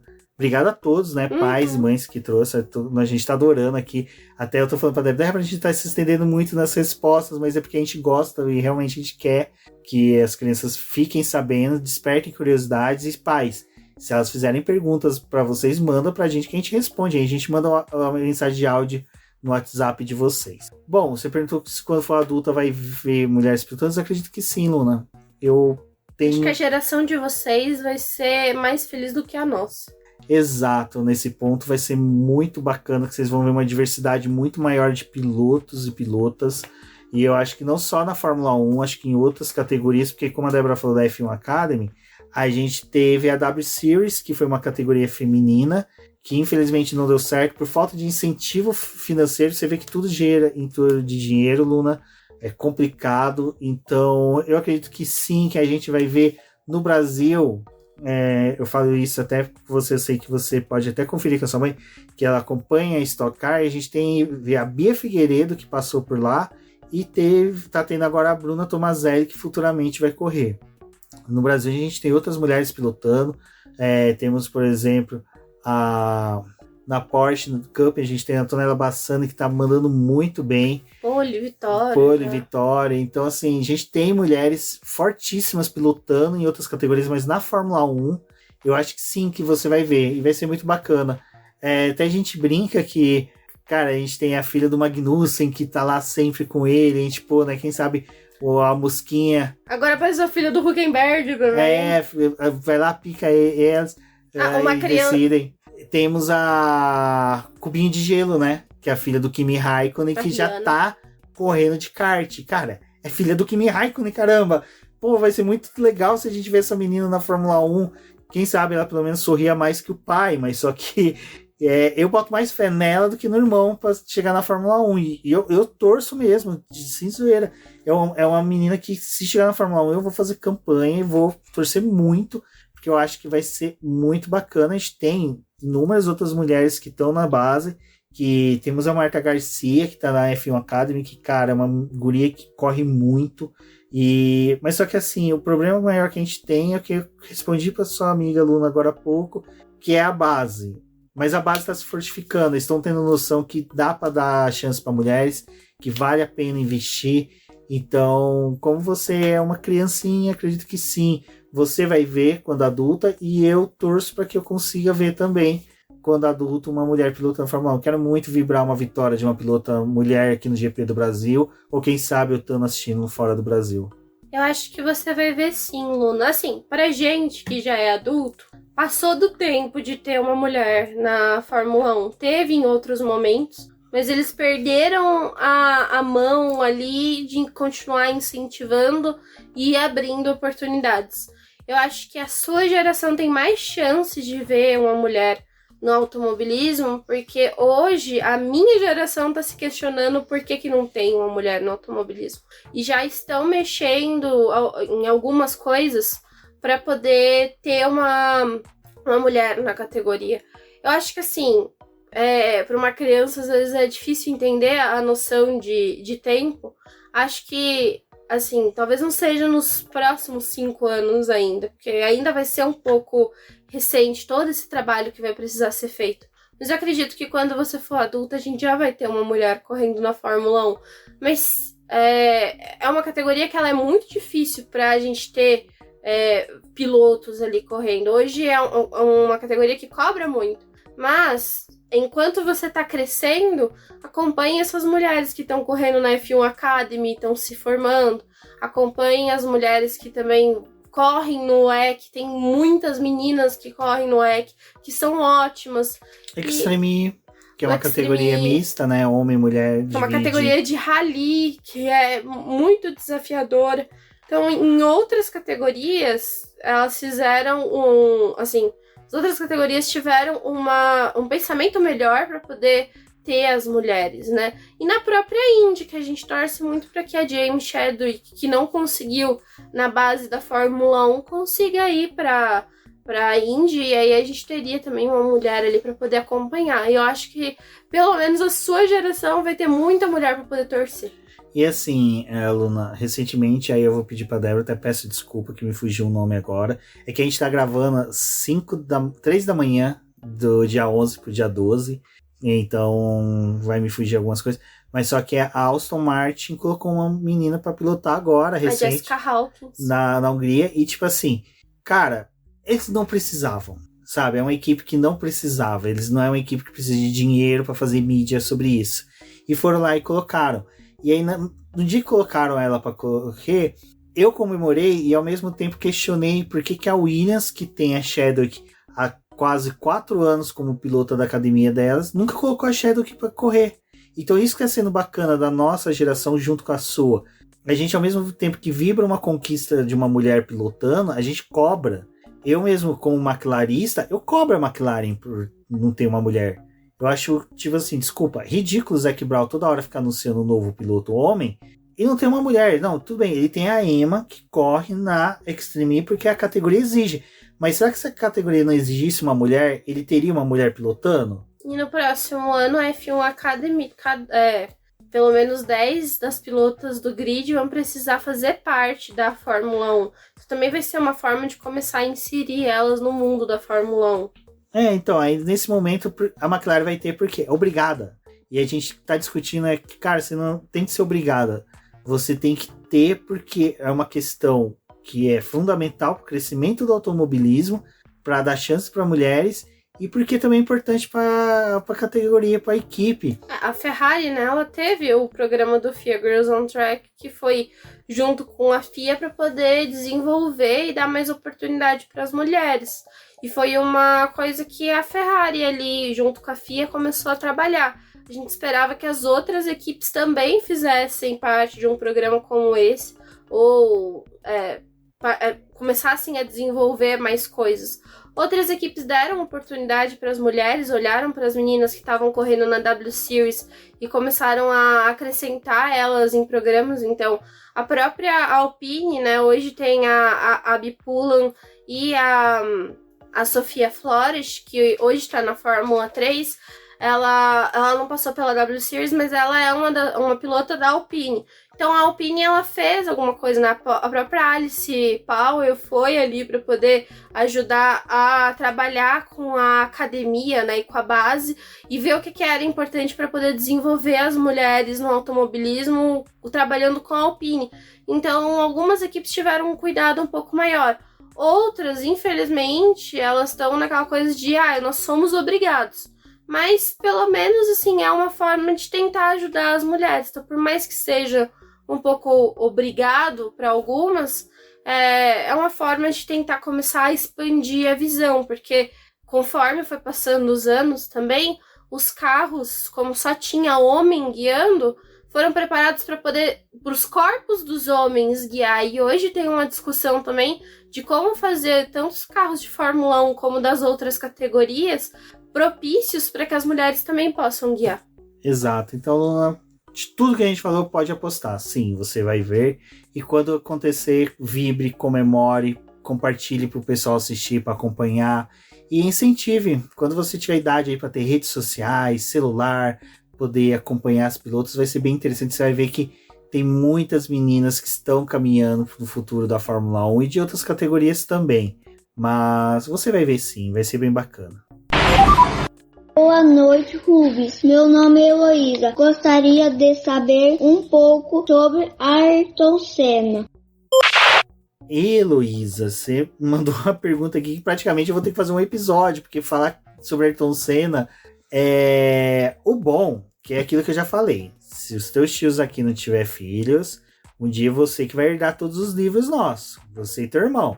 Então você vai ter muito livro do Ayrton Senna para ler, mas eu vou tentar resumir aqui um pouquinho para você entender quem foi o Ayrton Senna. Porque eu sei que você, junto com as outras crianças, são toda hora bombardeados de quando fala de automobilismo, fala de Fórmula 1, de falar de Ayrton Senna. Ayrton Senna foi por muitos, um dos melhores pilotos de Fórmula 1 de todos os tempos. Você vê que eu e a Débora linkamos agora há pouco pilotos de Fórmula 1 favoritos nossos, a gente não citou Ayrton Senna. Mas não porque por desmérito dele ou por qualquer coisa, é por questão de gosto mesmo. Mas não tem como negar que ele foi um dos maiores. Tricampeão mundial, ganhou os 3 títulos pela McLaren, que é aquele time que eu gosto, que você já viu a minha tatuagem, você já até cutucou ela. Então, você vê quando o tio vai com camiseta, coisa normalmente é da McLaren, que ele é muito fã. E é do Senna. E algumas vezes é do Senna ou do Deus Button, né? Quando você vem aqui em casa, você vai ver que eu tenho um monte de miniatura da McLaren e do Senna. Então o Senna, ele realmente foi um dos melhores pilotos, não o melhor piloto de Fórmula 1 de todos os tempos. Tricampeão, faleceu infelizmente durante uma corrida, e isso fez com que auxiliasse nessa áurea que ele tem de a galera toda hora ficar reverenciando ele. Eu não vou me estender muito, porque assim, eu acho que a gente tem uma hora até mesmo para o BBcast ter como registro, né, um episódio falando do Ayrton Senna. Aí quando tiver, eu passo para você assistir certinho. E, cara, Senna, o diferencial dele é que ele era um piloto muito rápido, muito habilidoso. Andava muito bem na chuva. Era exato. O melhor piloto que andava na chuva. Ele, por fato dele correr muito na chuva, ele fez corridas na chuva que fez com que o pessoal olhasse para ele e falasse assim, cara, era impossível um humano fazer isso. E ele fez... Ele era um piloto que gostava muito de treinar na chuva, importante. Exato. Ele morava lá onde que o teu tio Ricardo mora hoje, lá na zona norte de São Paulo, e ele vinha treinar um pouco à frente, perto da casa da sua avó, ali na zona sul de São Paulo. Então você vê, ele andava muito só para treinar. Então ele era um cara que era dedicado, ele era ambicioso, ele tinha muitas qualidades, muitos defeitos, mas era um piloto assim que, como piloto, ele foi muito grande. Como pessoa também, ali nos últimos anos, lógico, ele não sabia que eram os últimos anos de vida dele, mas nos últimos anos ele começou a fazer muita coisa social, então para ajudar a criança, para ajudar o Brasil, porque ele achava que as crianças tinham que ter oportunidade, independente de onde elas nasceram, que era importante elas terem pelo menos uma educação de qualidade para poder escolher o que elas queriam ser. E aí isso casa muito com o que a gente estava conversando agora há pouco de mulheres no automobilismo, Elo, que o pessoal poder escolher o que quer fazer, independente do que ele é tipo imposto pela sociedade. É que nem você gosta muito de andar a cavalo, gosta muito de montar, tocar o berrante, é uma coisa que a gente gosta muito, e a gente vê, e tá sendo natural de você, porque você convive com seu pai, que gosta muito de cavalo, com a sua mãe, a família da sua mãe, todos que teu tio também gosta.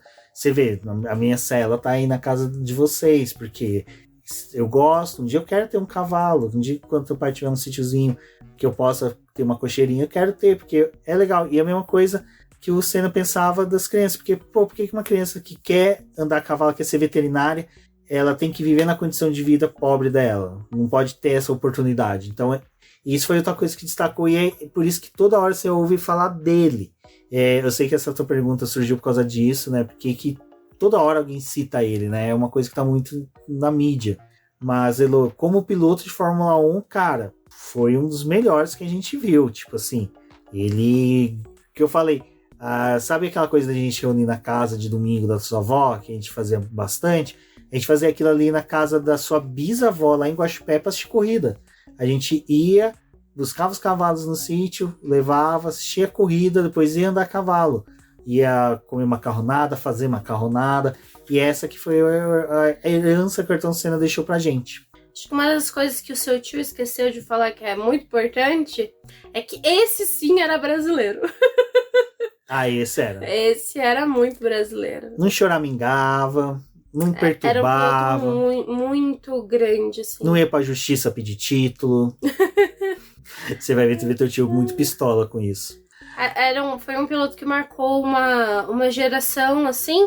Não só uma, né? Várias até hoje, mas né? eu digo assim, marcou uma geração pelo fato de, quando ele morreu, para muitos a Fórmula 1 acabou ali, mas para outros tantos, como por exemplo, pro Lewis Hamilton, que é um dos pilotos de Fórmula 1 hoje, né? Conquistou 7 títulos. o Senna foi um dos maiores pilotos para ele, foi uma grande inspiração para ele correr na Fórmula 1. Então é realmente um piloto que marcou não só aquela geração ali dele, mas outras. E isso é muito legal, você ainda vai ouvir falar muito dele, porque é um dos pilotos mais, assim, que acabou falecendo, mas um dos mais presentes na categoria. Exato. Bom, ele é presente que nem quando você fala que você vê o seu vô Rui em casa. Pra quem quiser saber entender essa piada interna, depois fale comigo. E a próxima pergunta é pra Débora, viu? Essa é pra Débora direcionada. Oi, meu nome é Luna e eu queria perguntar por que os pneus têm cores diferentes. Viu como eu falei que era a pergunta direcionada? A Luna, cara, mandou muito bem, Luna, mandou muito bem. Olha, Luna, gostei da sua pergunta. Assim, sobre os pneus também eu poderia fazer um monólogo aqui por muito tempo, eu vou né? buscar água ali, Vai você lá, pode falar água. sobre pneus à vontade. Mas assim, Luna, o principal dos pneus terem as cores diferentes é para poder diferenciar, mostrar para o público que que eles têm funções diferentes, eles têm durabilidades diferentes. Então, hoje, na Fórmula 1 é tratado com 3 cores. Nas outras categorias também é um hábito você dar cores para os pneus, então não é algo exclusivo da Fórmula 1. Mas isso é para poder ajudar a diferenciar que em cada uma das pistas eles vão utilizar um tipo de conjuntos ali de pneus e também para poder diferenciar esses pneus entre eles. Então, em toda a corrida vai ter, na Fórmula 1, vai ter um pneu duro, um pneu médio e um pneu macio. E para não confundir o público quando tem os pitstops, né, quando tem a parte ali de trocar os pneus, para o público não achar assim, ele só trocou o pneu, ele só tá usando o pneu, né? Eles trazem essas cores. E sabe o que é muito engraçado? Vou te contar uma coisa que tem muito adulto que não sabe hoje em dia ainda. Porque teve uma época, pede até pro seu pai te mostrar, uma época que a Pirelli, ela fez uma... A gente vai pôr foto no post. Uma gama chamada Arco-Íris. Então, Rainbow. A Rainbow. E ela era muito legal, porque cada um dos tipos de pneus tinha uma cor. Então, o muito macio, ele era rosa. Aí, o intermediáriozinho ali do macio, ele era roxo. Aí, tinha o médio amarelo, um macio que era vermelho, um duro que era branco, outro que era laranja. E isso era bem legal para a identificação do público, porque ele entendia que a cada corrida... utilizava 3 tipos de pneus eram fornecidos, mas cada um tinha a sua corzinha, então você sabia se aquele ali era um super macio ou se aquele ali era um pneu extremamente duro. Para mim, fazer os testes eu achava muito mais divertido usar esses outros nomes que tinha para cada um dos pneus. Não esqueço dessa gama até hoje e de quando ela foi apresentada. Mas também para poder otimizar um pouco a produção dos pneus hoje em dia, né? E dessa grande quantidade de corridas que tem, ficou definido 3 cores para os pneus da Pirelli. Então eu vou te contar este segredo, mas assim, hoje a gente tem 6 tipos de pneus na Fórmula 1, que vai do pneu mais macio ao pneu mais duro. No fim de semana a gente só vê ali 3 cores, né? A cor para um pneu duro, um médio e um macio, mas eles acabam mudando. Então tem um final de semana que você vai usar uma gama que eles são mais macios, então eles vão consumir mais rápido, vai ter uma durabilidade menor do que um pneu da gama dura tem, que ele vai conseguir completar mais voltas com ele. Então é isso, assim. Então você agora sabe que mesmo que tenha 3 pneus ali, você tem que saber qual que é a gama que está sendo usada naquele fim de semana. Tem muito adulto que acha que são só 3 pneus que a Fórmula 1 usa. E as cores da gama macia, duro e médio? O que você não falou?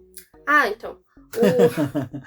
O duro na Fórmula 1 agora ele é identificado como o pneu branco, o pneu médio é identificado como o amarelo e o pneu macio é identificado com a faixa vermelha.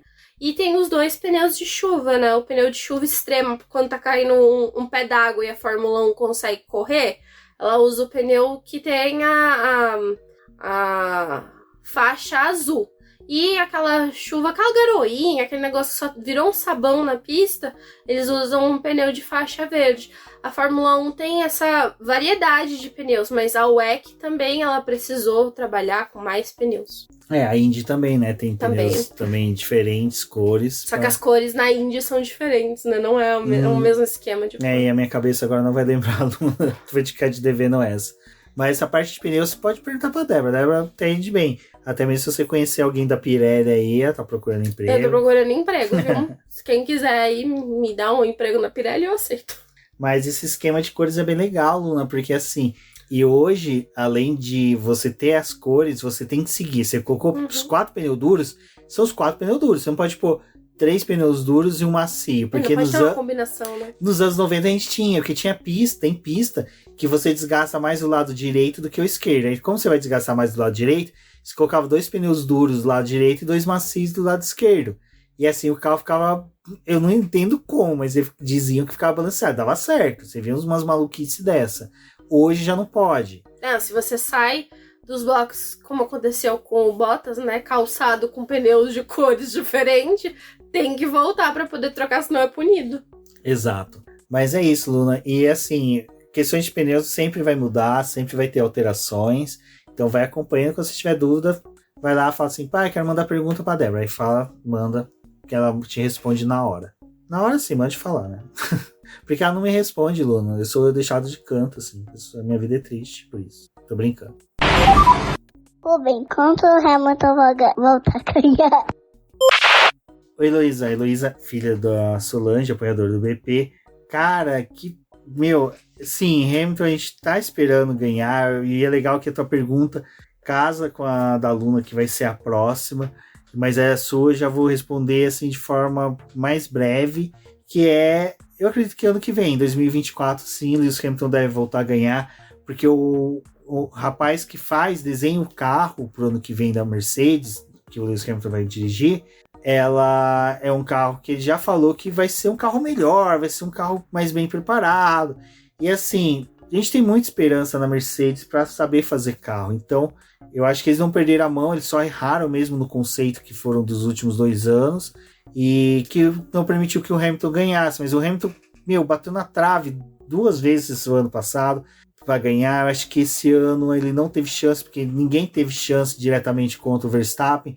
A única vitória que a gente teve do Carlos Sainz foi numa etapa que o Verstappen não teve condições de disputar a vitória. Mas o Hamilton, eu acho que ele ainda tem o gás, ainda tem o ímpeto de campeão que vai fazer com que ele possa ganhar uma corrida no ano que vem. Heloísa, eu acho que se o Hamilton não ganhar no Brasil esse ano, né? Porque é a segunda casa do Hamilton. E aqui no Brasil, geralmente, a gente tem umas corridas meio malucas, tem umas corridas que as coisas acabam fugindo um pouco do controle. Eu acho que, assim, tem uma coisa que falam, né? Que algumas pistas escolhem os pilotos para poder ganhar. E o Brasil, geralmente, é uma corrida que foge um pouco do que tá acontecendo na temporada. Pode ser que talvez aí o Hamilton acabe ganhando, porque é um circuito que ele conhece muito bem. Mas se não for esse ano, acredito que em 2024, já no próximo ano, ele deve voltar a vencer, sim. Talvez não com a frequência que aconteceu, né, quando ele ganhou os títulos, mas acredito que sim, que ele deve voltar a vencer. Pelo menos assim, a parte dele ele tá sempre fazendo. Ele tá sempre trabalhando para poder desenvolver o carro, para poder encontrar soluções melhores para a Mercedes, e a própria equipe dele quer mostrar que os anos que eles fizeram, os bons carros que permitiu que o Hamilton conquistasse os títulos, não foi o único momento em que eles fizeram um bom trabalho, né, no equipamento. Então acho que tá muito perto do Hamilton voltar a ganhar, e o bom é que ele vai permanecer um pouco mais de tempo na categoria, então provavelmente ele vai trabalhar bastante aí para poder correr. E assim, eu acredito que ano que vem já tem uma vitória, porque são 24 corridas no ano que vem. Então é uma temporada bem grande, que tem a possibilidade dele ganhar em vários circuitos que estão presentes. Certo, e como eu disse agora há pouco, a pergunta da Luna também, da Heloísa, desculpa, casa com a da Luna, filha do Marquinhos. E a pergunta é... Oi, eu quero saber quando é que o Hamilton vai ser campeão de novo. Pô, Hamilton campeão de novo, meu Deus, Luna. Ai, o problema que eu vejo do Hamilton ser campeão, até hoje, antes da gente gravar, a gente estava fazendo a live com a Rafaela Oliveira, que também é jornalista, cobre Fórmula 1 pelo Garota da F1, e ela também é, que nem a gente fala que é fã de um piloto, mas consegue fazer diferenciação, sabe, de separar o joio do trigo. E eu acho que assim, a gente tem a sensação que dificilmente ele vai voltar a ser campeão. Eu vou ser sincero. Eu acho que pro Hamilton ser campeão, teria que ter uma mudança muito drástica, que é do regulamento, que vai acontecer em 2026, mas mesmo assim, eu acho que N fatores vão dificultar. Eu acho que seria legal ele ter alcançado o 8º título, para que, tivesse esse mérito. Ser o único piloto, né? Então, mas só que eu vou ser sincero, eu acho muito difícil. Torço para que aconteça pelo piloto que ele é, por tudo que ele escreveu na história da Fórmula 1, mas campeão de novo. Luna, eu já acho que ele vai ser campeão de novo. Eu acredito. Nesse 8º título verdadeiro aí. Possibilidade dele conquistar. Mas eu acho que vai ser muito mais difícil do que foi nas outras temporadas que ele conquistou o título. Acho que dessa vez, agora sim, se tudo começar a se encaminhar para as outras equipes acertarem os carros, ele vai ter alguns desafios pela frente. Não só o Verstappen, que é um piloto que está mostrando que é muito rápido, muito bom. Ele também vai ter, assim, Lando Norris, Oscar Piastri para brigar com ele. O próprio companheiro de equipe. O próprio companheiro de equipe que, tendo a oportunidade da Mercedes ganhar um título, provavelmente ele vai querer também, né, levar esse título para Mercedes. Então, eu acho que vai ser mais difícil pro Hamilton conquistar um novo título. Mas eu não acho que é impossível, porque ele, assim como o Alonso, são dois pilotos que, assim, por mais que eles estejam mais velhos, acho que o mais velho deles é estar mais experiente, então eles têm uma vantagem em cima desses pilotos mais novos, que são rápidos e tudo, mas eles ainda estão construindo o caminho deles na Fórmula 1, e alguns erros que o Hamilton já passou, que o Fernando Alonso já passou, esses pilotos ainda estão experimentando. Então eu acredito que vai ser mais difícil, mas eu não duvido que o Hamilton pode ter mais um título aí antes de se aposentar. Eu torço para que ocorra, mas é que por causa dessa gama de pilotos que tá chegando, Piastri, Norris, Russell, mas também é o seguinte, se ele ganhar em cima dessa molecada toda, ele pode fechar, falar assim, Mercedes, acabou todo mundo, eu tô me aposentando no auge. Que seria legal, né, a aposentadoria dele no auge, né, seria algo bem legal. Seria meio que o que o Schumacher fez, né? Na primeira aposentadoria. Né? Na segunda, não. Na segunda, não. Mas tem que se aposentar e não voltar. É que eu na minha cabeça, o Schumacher só teve uma carreira. Aquela até o final da Ferrari. O que ele veio fazer depois foi assim, tem nada pra fazer em casa mesmo, deixa eu ficar correndo aqui e gastar... é tipo Vettel daqui a uns anos. Exato. Não tenho nada pra fazer em casa, vou correr. Por que sempre chove na corrida do Brasil? O tempo todo olhando lá pro lado da represa para ver se as nuvens se formam por lá, porque é de lá que vem a chuva. A previsão era de chuva. Cara, essa questão da onde vem, né? Porque sempre chove no GP do Brasil. Eu vou fazer o que eu melhor fiz hoje nesse BBcast, jogar pra Débora. Porque ela é melhor para explicar a questão do microclima que existe em Interlagos. A gente tem duas represas que cercam Interlagos, que é a represa Billings e a Guarapiranga. São as represas que levam água para sua casa. Elas são as maiores represas. Então, Interlagos, o nome Interlagos é porque ele fica entre dois lagos, que são essas duas represas. E a região de Interlagos, ela é uma região que ela tem um microclima próprio. O que é isso? É que assim, é uma parte da cidade que às vezes só ali tá chovendo, ou só ali tá um calor infernal, porque ele é realmente como se tivesse uma redoma ali naquele lugar. Exato, Luna. Quando você assistir telejornal, as outras crianças também estão ouvindo, que moram aqui em São Paulo, vocês veem notícias. Em São Paulo chove em pontos isolados. O ponto isolado é Interlagos. É um dos pontos isolados. Então, é isso. Esse é um dos fatores que faz a gente ter, geralmente, chuva em Interlagos. E também, a época do ano que é escolhido, né, aqui em São Paulo para que a corrida... É muito engraçado, porque antes a corrida do Brasil, ela representava o começo da abertura do campeonato da Fórmula 1. E a prova acontecia lá em março. E aí eles começaram a perceber que tava ficando um pouco difícil de fazer a corrida em março, porque quando eu era criança tinha aquela música que falava, né, das águas de março levando o verão. No final do verão chovia muito aqui em São Paulo, né? São Paulo era a terra da garoa, então também tinha essa coisa de sempre estar chovendo aqui. Hoje mudou muito o clima inteiro de São Paulo, né? Mas aí foi passando os anos, a Fórmula 1 decidiu, não vamos dois fazer a corrida em março, vamos fazer a corrida em novembro. Mas em novembro é o começo do verão, que chove também, porque a gente mora num país tropical, né? Abençoado por Deus e nos últimos anos climatizado muito pelo diabo. Então é isso, assim, não tem muito como fugir em um país tropical de não ter chuva. Então, geralmente, assim, a maioria das épocas do ano a gente tem alguma chuva, mas é muito característico ter chuvas no final do ano e no início do ano. Na época do verão chove muito em São Paulo.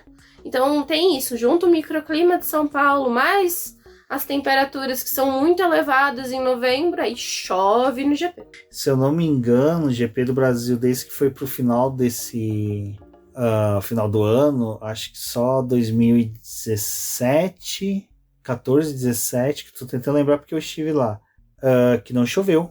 2018, na verdade. Que não choveu. O resto tudo, pelo menos uma das vezes... 2018 ficou tudo nublado. Né? Foram 3 dias nublado. Sim, então... Eu lembro que a chuva rodeava o autódromo, não vinha pro autódromo, a gente desesperado. Chove aqui, pelo amor de Deus! Pra que a gente pudesse... A gente pegou chuva na saída, né? Na saída. Mas é isso, Luna. Infelizmente chove, porque, olha, dá uma graça. Vou te contar uma coisa, Luna, também no meu aniversário, 25 de agosto.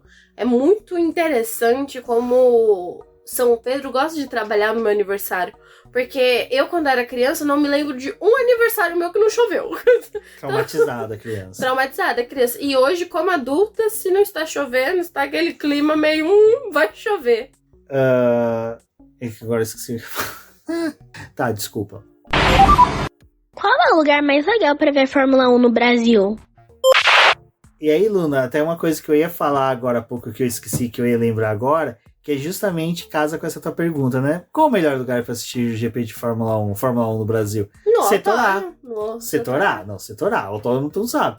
Mas no Setor A. E aí, quando você for no Setor A, se tiver com cara que vai chover, você procura um careca gordinho, que vai estar com uns 300 copos de cerveja na mão. Vestido de Ferrari. Se começar a chover, você olha pra ele. Se ele colocar a capa de chuva, você coloca. Mas se ele não colocar, você não coloca. Que é o Valese, que é o maior mito, lenda viva do Setor A. E assim, Setor A, que é o melhor lugar, é o lugar que você vê a chuva vindo da Billings e você sente no cangote ela vindo da Guarapiranga.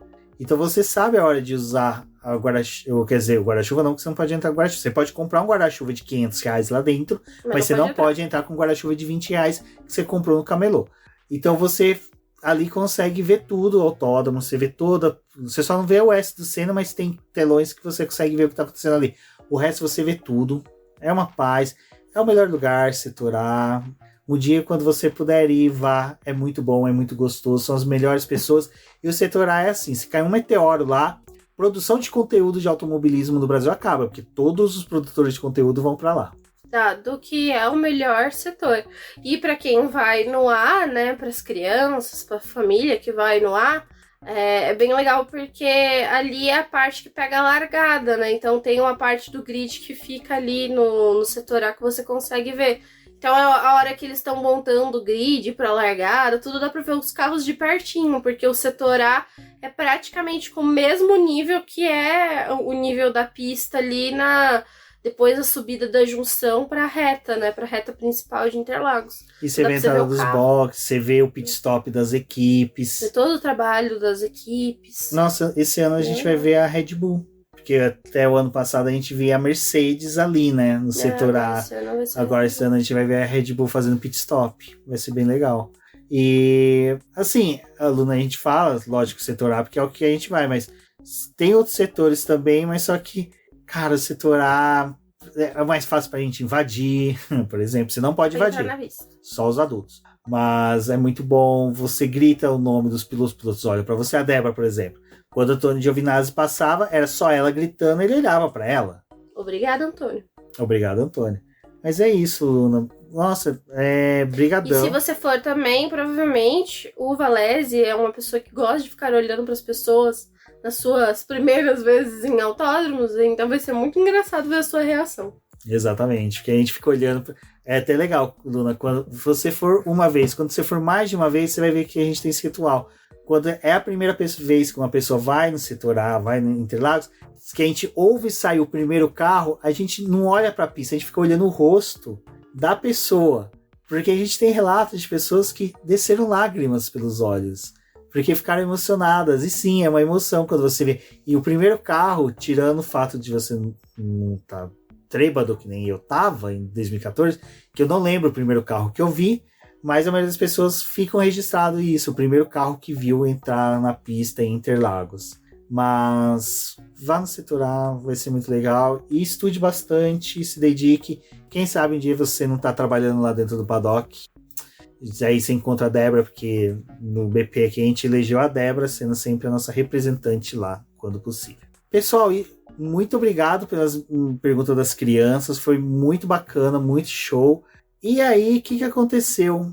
Como hoje é dia das crianças, mas acontece no dia 12/10, e nós compartilhamos com nossos apoiadores e membros do canal do YouTube que a gente ia fazer esse podcast especial no dia 12 para as crianças, um ouvinte nosso, cara, que é muito legal, Rodrigo Cota, que é um parceiraço, assiste as nossas lives. Sempre manda pergunta. Isso, e quando não pode assistir, ele assiste depois, comenta, manda pergunta.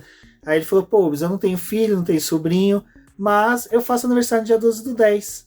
Posso mandar pergunta? Aí, pô, não poderia dizer não, né? Na verdade eu poderia, mas ia ser sacanagem. Então, como eu não poderia dizer não, eu falei, não, Rodrigo, manda essa pergunta aí que eu vou ler sim. E aí o Rodrigo, né, já é o cara que tá mais acompanhando a temporada atual, mandou uma pergunta que casou com o que aconteceu essa semana.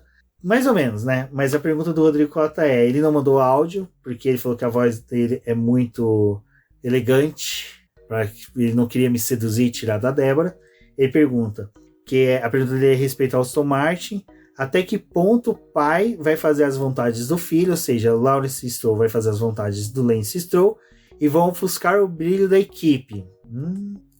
É uma pergunta bem interessante, Rodrigo. Bom, eu acho que assim, né? Tá chegando um momento em que o pai do Lance Stroll e a Aston Martin precisam tomar uma decisão, né? Nesses últimos dias aí começou a falar sobre a possível venda da Aston Martin. Então, talvez, né, o Lance Stroll comece a perder a chance de correr na Fórmula 1. E é um piloto que é muito questionado, a forma como ele guia, a dele não ter a evolução que é esperada, ele não é um piloto que tá no mesmo nível ali do companheiro de equipe. É difícil estar no mesmo nível de um Fernando Alonso, né? Mas acho que era esperado que ele entregasse um pouco mais. E aí, né, ele teve aquele surto durante o GP do Qatar, que ele...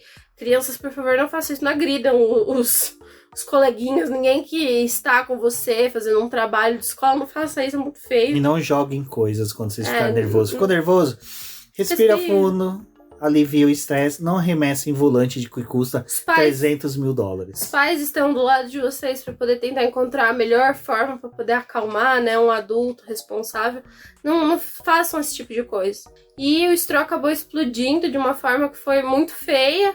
E a posição dele, o que ele fez, está sendo discutida. Então, a Aston Martin agora ela tá no momento que ela tá indo para outra categoria, né? Tá indo pro WEC de forma mais efetiva. Eu não sei nem se a Aston Martin levaria o Stroll para lá. Porque essa é a segunda pergunta do Rodrigo, né? Essa ida para o WEC não seria uma opção para o filho achar um rumo para a carreira?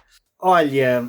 Será que alguém aguentaria trabalhar com o Lance Stroll por 24 horas seguidas numa 24 horas de Le Mans?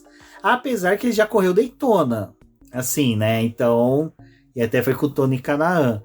Não sabemos, mas pode acontecer. É que eu acredito piamente que se tiver realmente um trabalho da WEC, só se a Aston Martin alinhar dois carros, sabe? Tipo assim... um carro principal e um que seja whatever, vamos colocar o filho do dono para correr. Eu acho que pro Stroll, assim, a forma como ele tá na categoria hoje tem prejudicado muito a visão que a gente tem dele, né? Então é difícil de...